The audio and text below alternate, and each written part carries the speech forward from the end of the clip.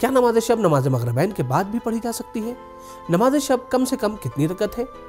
नमाज शब के प्रैक्टिकल तरीकों को जानते हैं इस वीडियो में।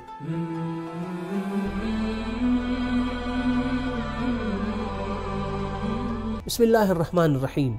मोमिनीन किराम सलाम अलैकुम। नमाज शब एक ऐसा मुस्तहब अमल है कि अगर कोई इंसान बंदगी के आला मर्तबे तक पहुंचना चाहता है तो वो बग़ैर नमाज शब के बंदगी के आला मर्तबे तक नहीं पहुंच सकता है।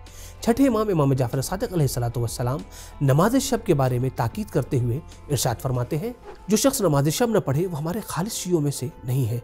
इसी तरीके से आयतुल्लाह काजी अपने ख़ास शागिर्द अल्लामा तबातबाई से कि जो तफसीर अल-मीज़ान के मुसन्निफ़ भी हैं, उनसे फरमाते हैं, बेटा अगर तुम दुनिया चाहते हो तो नमाज शब पढ़ो, अगर तुम आखिरत चाहते हो तो नमाज शब पढ़ो।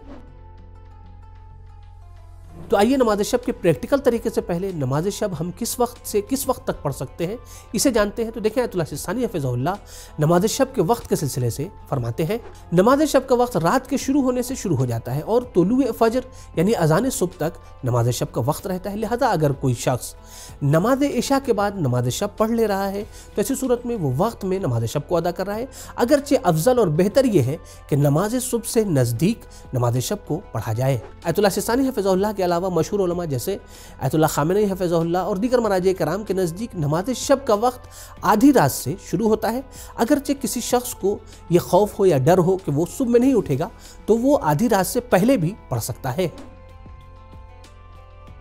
यहाँ तक हमें यह मालूम हो गया कि नमाज शब का वक्त कब से शुरू होता है और कब तक रहता है। तो आइए चलते हैं नमाज शब के प्रैक्टिकल तरीके को स्क्रीन पर समझते हैं। जैसा कि आपको मालूम है कि नमाज शब 11 रकत है कि जिसमें से 8 रकत नमाज हमें 2-2 रकत करके अदा करनी है, लेकिन किस नियत से? नमाज शब की नियत से। जैसा कि इस वीडियो में भी आप देख सकते हैं कि नमाज शब की नियत हो रही है और नमाज शब की नियत ज़बान से अदा करना ज़रूरी नहीं है। जैसा कि आपको मालूम है किसी भी नमाज की नियत को ज़बान से अदा करना ज़रूरी नहीं है। यहाँ पर अब हमें क्या पढ़ना है? पहली रकत में सूरह अलहम्द पढ़ना है। अलहम्द के बाद कोई दूसरा सूरा जो आपको याद हो वो पढ़ सकते हैं। इसी तरीके से दूसरी रकत में भी अलहम्द के बाद दूसरा सूरा आपको पढ़ना है जो भी आपको याद हो। यहाँ पर जो पॉइंट है वो ये कि मुस्तहब्बी नमाज में अलहम्द के बाद दूसरा सूरा पढ़ना ज़रूरी नहीं है, बल्कि सिर्फ सूरह अलहम्द पर इत्तिफा किया जा सकता है। जैसा कि इस वीडियो में आप देखें कि सूरह अलहम्द के ऊपर इत्तिफा किया गया और उसके बाद से रुकू अंजाम दे दिया गया। ये काफ़ी है, आपकी एक रकत नमाज शुमार हो जाएगी और दूसरी रकत भी पहली रकत की तरह पढ़ी जाएगी। बस फ़र्क यह है कि जिस तरीके से आम नमाजों में कुनूत पढ़ा जाता है, इसी तरीके से नमाज शब में भी कुनूत पढ़ा जाएगा, अलहम्द सूरा, फिर उसके बाद से कुनूत। लेकिन हाँ, इस बात का ख़ास ख्याल रहे कि 2-2 रकत करके हमें नमाज मुस्तहब्बी को अदा करनी है, 8 रकत नमाज शब की नियत से। 8 रकत नमाज शब के ख़त्म होने के बाद 2 रकत नमाज शब की नियत से पढ़ी जाएगी कि जिसमें पहली रकत में सूरह अलहम्द के बाद कुल औज़ु बिरब्बिन नास पढ़ना है और दूसरी रकत में सूरह अलहम्द के बाद कुल औज़ु बिरब्बिल फलक पढ़ना है। यहीं पर इस बात को नोट करें कि देखिए, अगर आपको कुल औज़ु बिरब्बिल फलक या कुल औज़ु बिरब्बिन नास याद नहीं है तो ज़रूरी नहीं है कि आप कुरान लेकर या मोबाइल लेकर खड़े हो, बल्कि आपको जो सूरा याद है वो आप पढ़ सकते हैं। अगरचे बेहतर यही है कि कुल औज़ु बिरब्बिन नास, कुल औज़ु बिरब्बिल फलक याद कर लें ताकि उसका सवाब भी हासिल किया जा सके। और एक अहम पॉइंट है नमाज शब के सिलसिले से, वो ये कि नमाज शब में कुनूत नहीं पाया जाता है। तो यहाँ तक नमाज शब की 10 रकतें मुकम्मल हो चुकी हैं। अब एक रकत है कि जिसे नमाज वितर की नियत से हमें पढ़ना है कि जिसे हम बेहतर तरीके से स्क्रीन पर समझते हैं। एक रकत नमाज वितर की नियत से हमें पढ़नी है कि जिसमें पहले हमें सूरह अलहम्द पढ़ना है, फिर उसके बाद बेहतर है कि 3 मरतबा सूरह कुल हुवल्लाहु अहद पढ़ें, फिर उसके बाद एक बार सूरह कुल औज़ु बिरब्बिन नास पढ़ें और एक बार कुल औज़ु बिरब्बिल फलक पढ़ें, फिर उसके बाद से कुनूत के लिए हाथ उठाएं।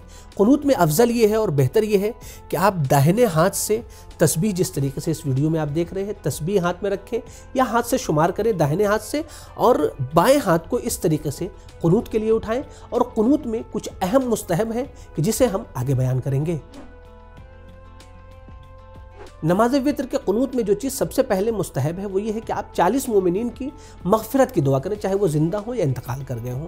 उसके लिए किताबों में, रिवायात में एक जुमला जिक्र हुआ है, वो ये है कि अल्लाहुम्मा ग़फ़िर ले फ़लाँ कहना है। जैसा कि इस वीडियो में आप देख सकते हैं कि अल्लाहुम्मा ग़फ़िर ले फ़लाँ की जगह वो नाम लेना है। मिसाल के तौर के ऊपर जैसा कि इस वीडियो में आप देख रहे हैं कि मोहम्मद भाई किस तरीके से अपने दोस्तों का नाम ले रहे हैं, उसी तरीके से हमें भी नाम लेना है। यहाँ पर एक अहम पॉइंट, बाज़ मोमिनीन के जहन में ये सवाल उठता है कि क्या हम सिर्फ 40 मोमिनीन का नाम ले सकते हैं?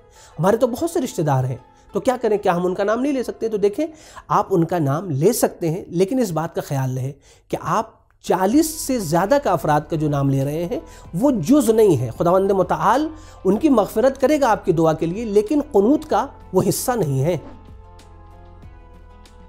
जब आपने 40 मोमिनीन की मग़फ़िरत की दुआ कर ली, फिर उसके बाद से आपको इस्तिग़फ़ार करना है। किस तरीके से?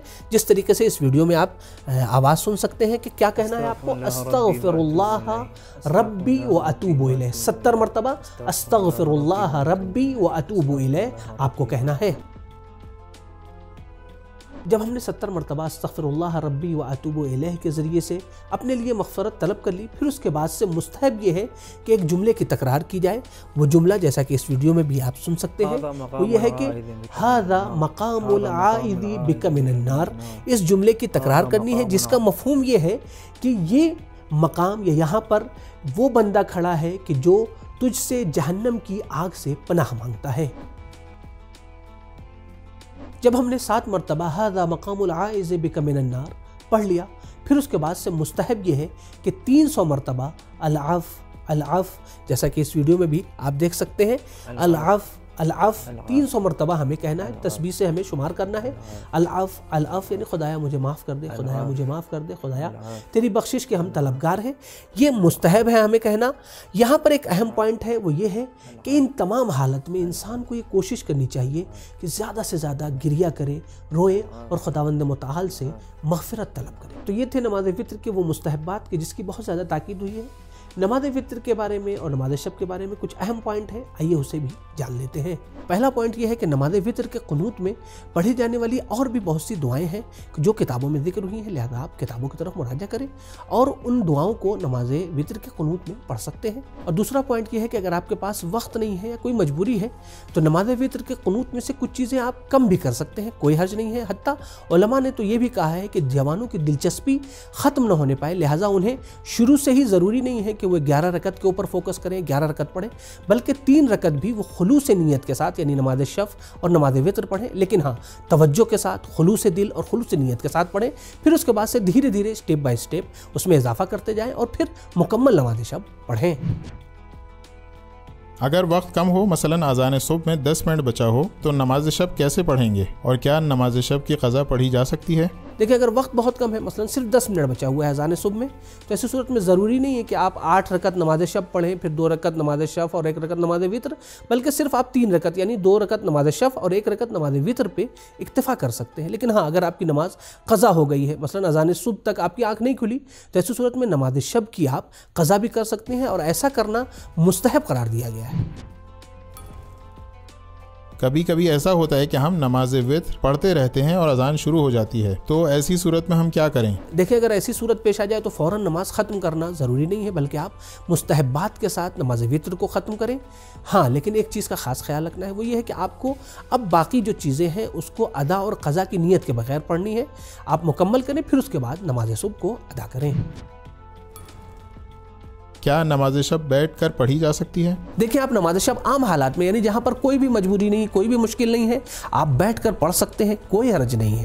नाफिला नमाज के सिलसिले से एक अहम वीडियो जल्द ही इंशाअल्लाह रिलीज़ होगी, लिहाजा आप उसे ज़रूर देखिएगा ताकि उसमें बताए गए अहकाम को आप नमाज शब में भी फॉलो कर सकें। तो मोमिनीन कराम, उम्मीद करते हैं कि वीडियो आपके लिए मुफीद साबित हो, लिहाजा इसे दूसरे मोमिनीन के साथ भी, अपने दोस्तों रिश्तेदारों के साथ भी ज़रूर शेयर करें, ताकि आप अगर वो नमाज शब पढ़ रहे हैं तो उनके सवाब में भी आप शरीक हो सकें। तो इंशाअल्लाह फिर से एक नए मौजू के साथ आइंदा वीडियो में हाजिर होंगे। खुदा हाफिज़, फ़ी अमानिल्लाह।